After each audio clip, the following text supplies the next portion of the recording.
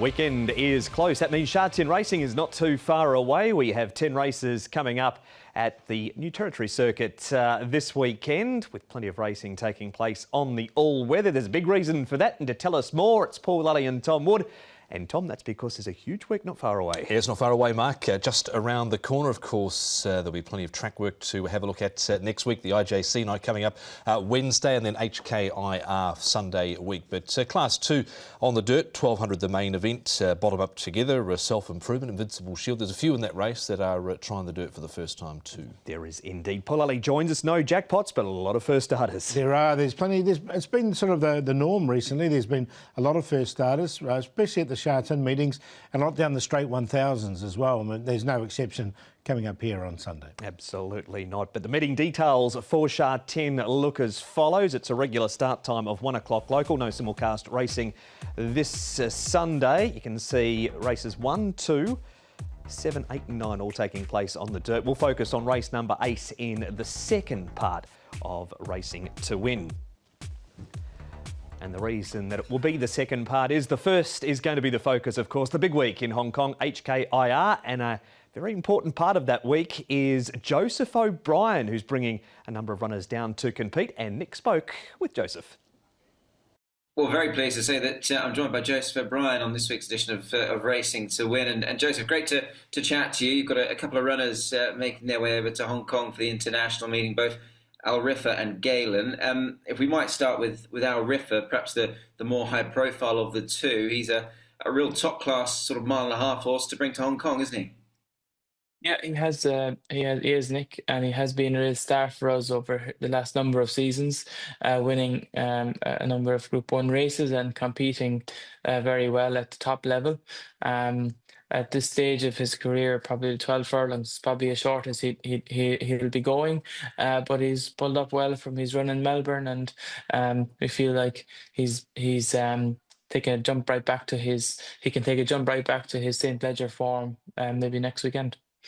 The St. Ledger, as you mentioned, a race that we showed here in Hong Kong, of course, mightily impressive. And you mentioned the trip, Joseph, as well. I mean, it wasn't so long ago, the summer of 2024, that he gave City of Troy a bit of a fright in the Eclipse as well. So he's an amazingly versatile horse too, isn't he?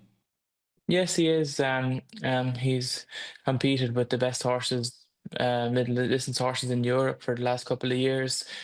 He was second to Ace Impact in France one day. He was second to City of Troy in the Eclipse, as you say, and obviously, he won in Germany, and he won in the Group 1 in Dakar this year. So yeah, he's been a fantastic horse for us, and hopefully he will be again next season. And it'd be great to finish this year with a big run in Hong Kong. And just on Hong Kong, Joseph, I mean, you've had a runner here before, Latrobe, ran for you back in 2018, I believe. You're obviously no stranger to international success. You've got the most wonderful glowing CV now as a trainer, as you did a jockey. When was the plan sort of hatched for this horse to perhaps come to Hong Kong? I suppose it's been in the back of our mind right through the season that it is a race that we could finish off his year in, but really I suppose we had to wait and see how he came through the Melbourne Cup, and he came through that race well.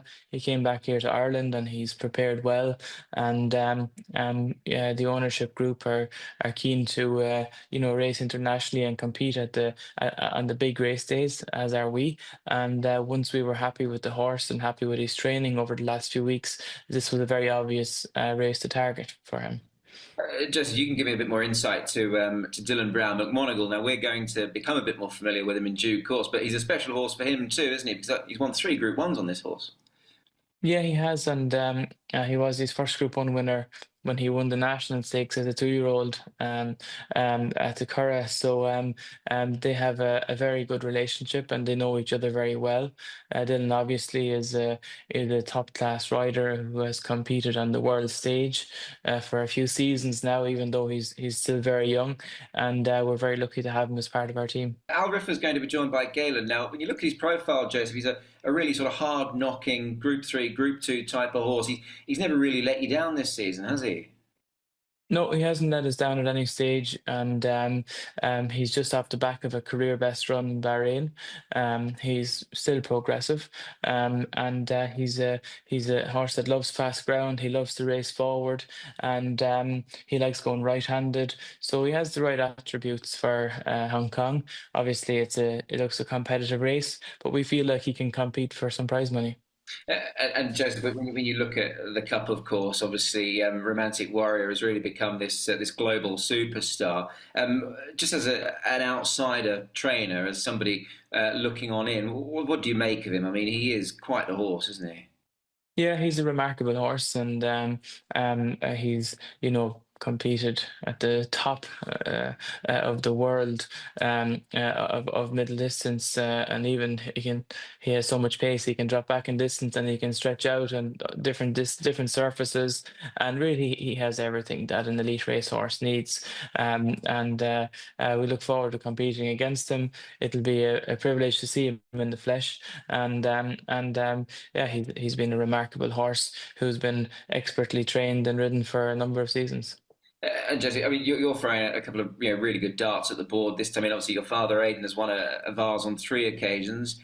He'll be back with a couple of really nice runs, but I imagine it'd be quite nice to emulate him and have that winner in Hong Kong for sure.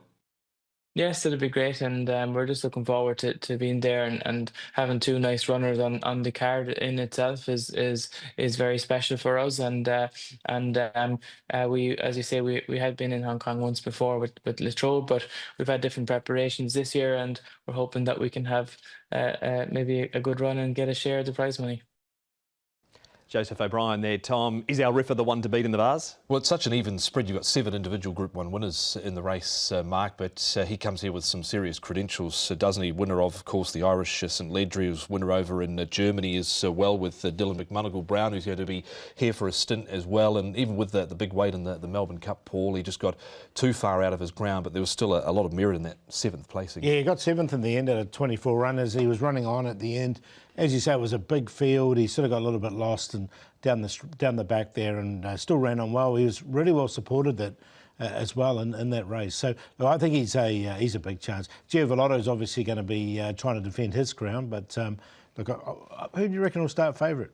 I don't know. I think, well, Giovanotto will carry some weight, but El Riffa, I think, with his credentials, where he comes from, who he's trained by, I think that'll carry a bit of weight. The only thing with him is he's probably better when there's slightly some juice in the track, and I don't think there's any weather in the forecast for the coming week, but when it comes to good to firm tracks, he hasn't won on those types of surfaces.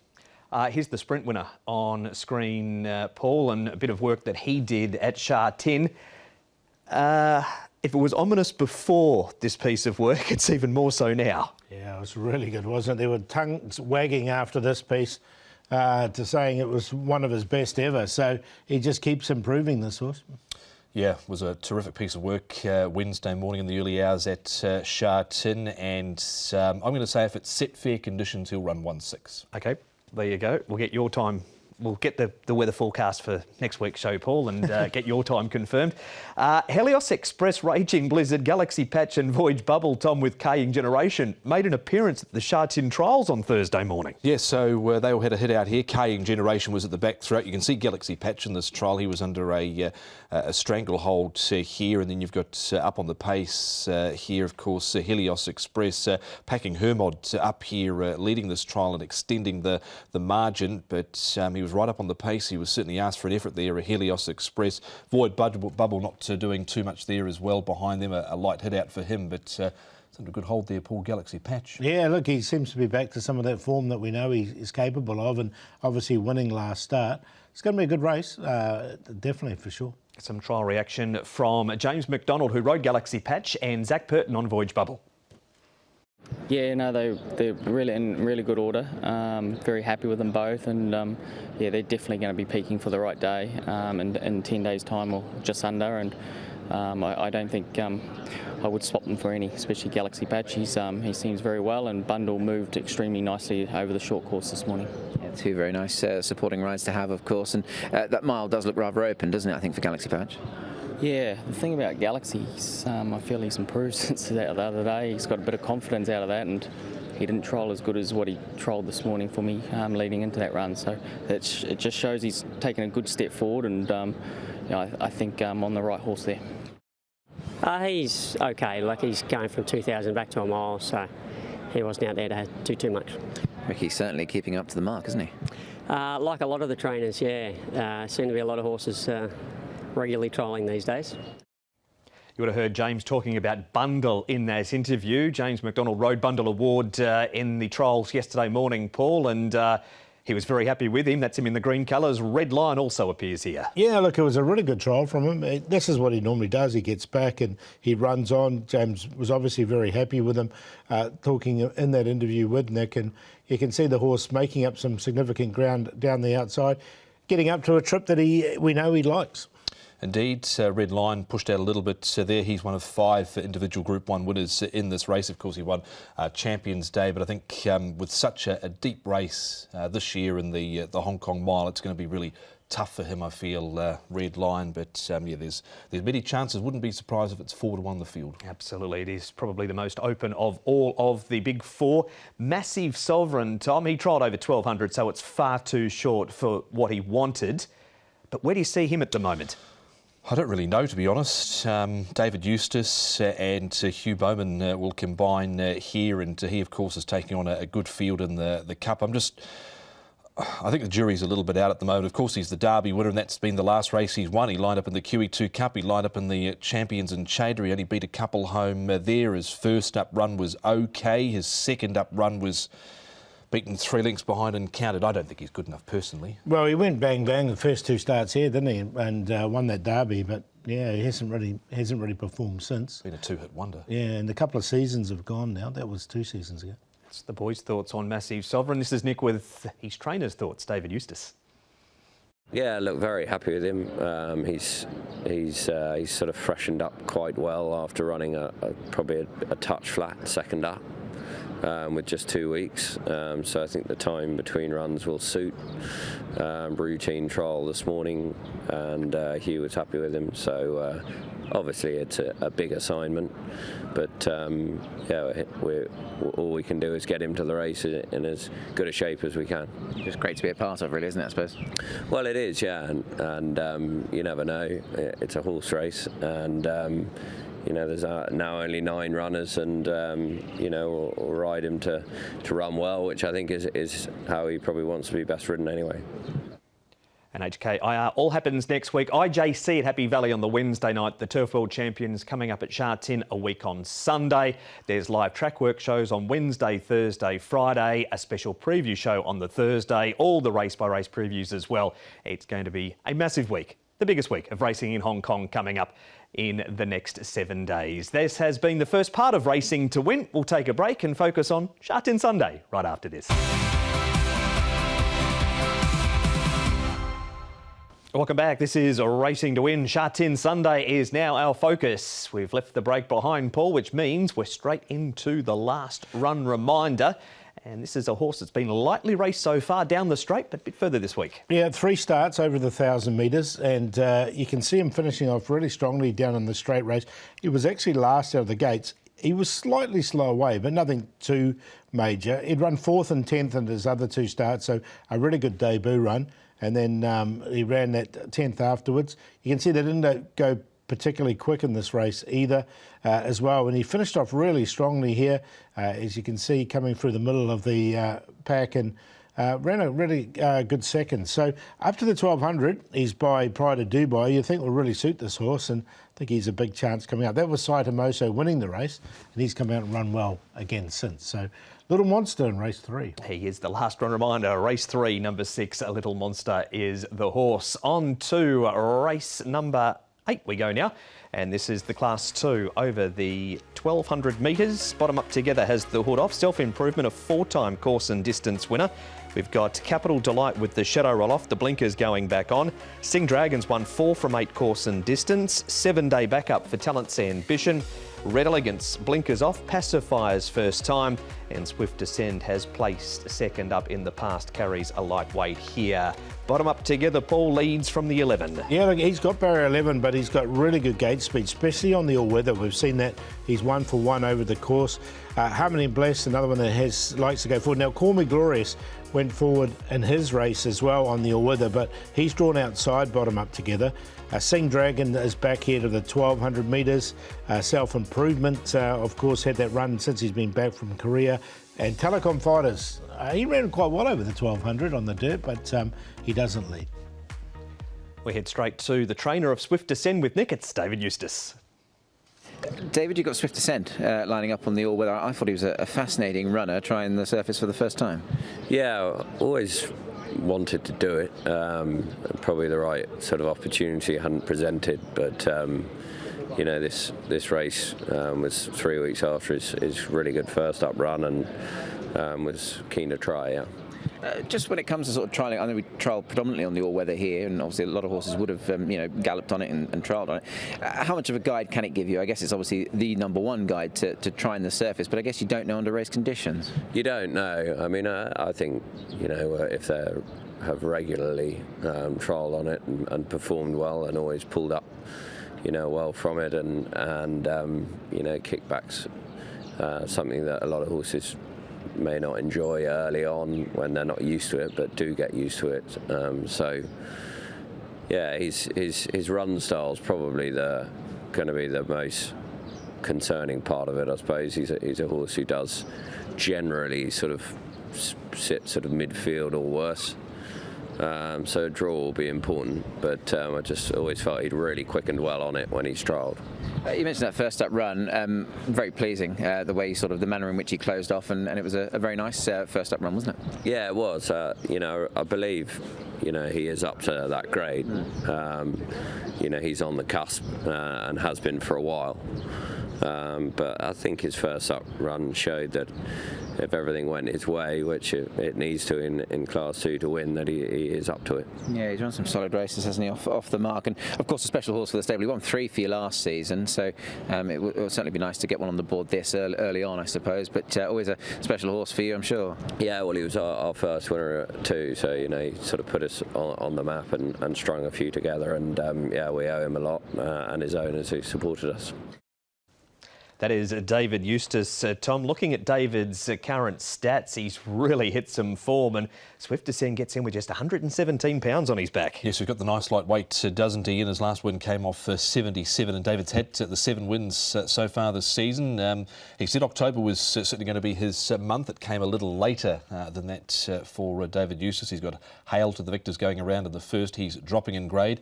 C Sapphire.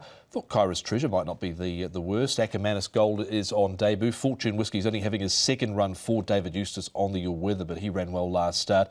Got Swift Descent, Loctay and Gratified on debut. Paul, Loctay was a bit of an upset winner. He was. He's drawn a little bit wider this time, so you might find it a bit harder. I do like Fortune Whiskey. I think he's a big chance. He was really good on the all-weather last time, rattling home. Gorgeous win, Paul. He runs 4th here. He was better. This is going back to September, so it was a little while ago. He's a 5-time winner over 1,200 metres. Is it desperation stakes with him now because he hasn't won for a while, so let's throw him on the all-weather and see? Well, I wouldn't say desperation, but they're trying to change something, aren't they? Having a look around. See, he sort of works well on it. Let's see how he goes on the surface. Look, he's been out of form this season, that's for sure. And they only won a couple last season, so I was happy to watch him on the surface. Yeah, I'm not overly keen on him the way he's been going. He's 1 point below his peak winning rating of 90, but he's not been going well. So yeah, I think they are trying to change something up by going to the dirt. Barrier 3 should get all favours from there, but just not going well enough. Mark Newnham on the dirt. Tom, we'll have a look at his stats shortly, but the respect factor is always there before we even see this graphic. Sing Dragon, Talent's Ambition. Do we forget that run from Talent's Ambition last week and go on the all-weather form? Yeah, I think so. He was only beaten 3 1/4 there, but I would prefer him up over the 16 or the 1650, particularly here on the dirt. He's not got a flash record over the 1,200 metres. He has placed just that 1 start, and he was running on here, but I thought he's a better horse course, Paul, over the further trips. And Sing Dragon, he's been tried over 1650 as well, where he has now won, so he's not just one-dimensional when it comes to trip. Yeah, definitely, and we know he's an expert. Well, his best runs, Sing Dragon, have always been on the surface. Yeah, just the one go, he ran third, fresh up, Talent's Ambition. He trialled pretty well recently, though, over a shorter distance. Here are the trainers' stats for the all-weather, Paul, and Newnham and Shum. Outstanding top 4 percentage. Yeah, it's amazing, isn't it? And Mark's had quite a few runners as well. We've seen like 2 or 3 in a race at times. Mojave Desert's always around. Sing Dragon, New Forest. He's got quite a few all-weather specialists. And that day when Sing Dragon won 2 starts ago, he obviously had a couple of others in the race. I think it was the race that he trifected, and Sing Dragon was punted off the board, wasn't he? Yeah, he was. Definitely was, yeah.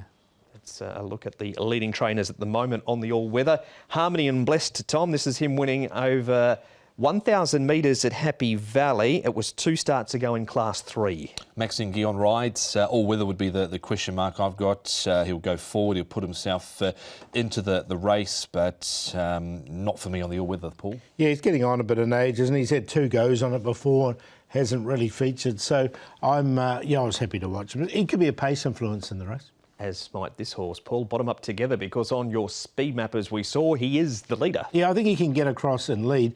This is the trial I was talking about with Talent's Ambition. You can see him finishing off this trial strongly. Now, he's only had 1 go at on the all-weather, won by 2 1/4 lengths, absolutely hosed in that day, and did beat Sing Dragon when he won. So he's unbeaten on the surface. And he's going to find this a heck of a lot easier than what he's been racing in his last couple of starts. Bohemia Sprint Trophy there, or the National Day Cup, I should say, behind Fast Network, and then the Premier Bowl down the track to Tomodachi Kokoro. So barrier 11, as long as he can get it across and get a sweet enough lead, he could be tough to peg back despite the weight. And if he does, they won't catch him, Paul. Yeah, that's why I'm going to put him on top. I do like bottom up together in this. Look, Invincible Shield, he comes on the service for the first time. He's drawn barrier number 1. He's going to get a perfect run, so I think he's the main danger. Swift Ascend, we heard from David Eustace there. And Talent's Ambition, just 1 placing over the 1200. 1-3, 12-7.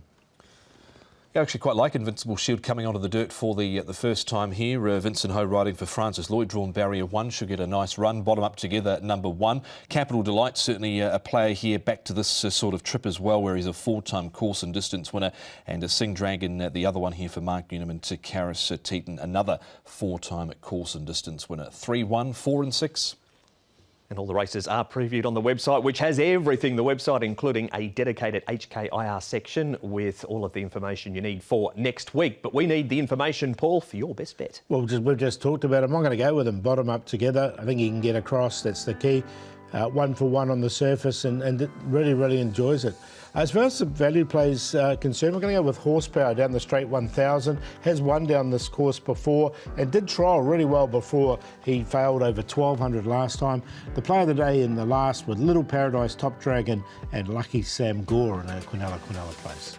And we'll go with Top Dragon as the best to race 10, number 2. He goes up to 135 pounds, but he's trialled up very strongly.